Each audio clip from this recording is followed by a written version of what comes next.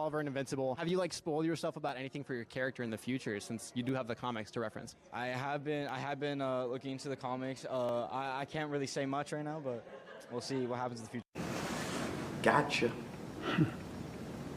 Gotcha. Now there's one last tease in the form of a post-credit scene. We see Damien Darkblood. Now up until now, the show has stayed pretty faithful to the comic. This Darkblood story, though, is a completely new addition from the book. And I think I cracked the code. Took me 2 days, but I'm here, people. Call me crazy, but I think bro right here is the key.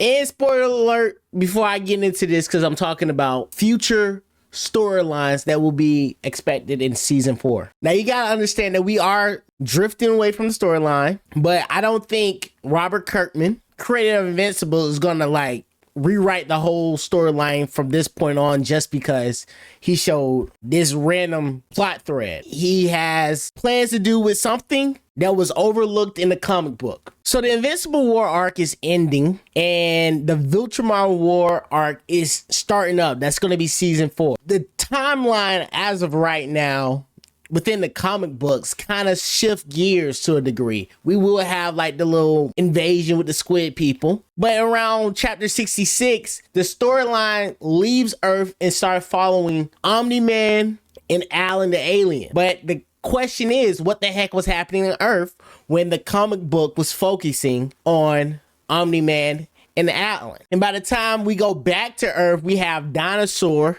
which is like a social experiment to Mark. He's trying to balance what is good and evil with this new context of justice. Oliver, next scene, this older version, like 18-year-old Oliver, and it was the reintroduction to this age gap. So for sure, this storyline could fit in the main timeline using Oliver as the protagonist. Like, what made Oliver decide to have a dark costume? What made Oliver to like want to use the dark, less kitty color scheme? Because, you know, black and blue outfit for Mark Grayson was for sure a turning point. And now that Oliver showed up in the comic book, I always was questioning, why did he change the outfit? Because it's always a storyline attached to the changing of an outfit, typically when it comes to superheroes. Now, if you think, I'm thinking Damien Darkblood is gonna sacrifice Oliver. No, I don't think that's the case.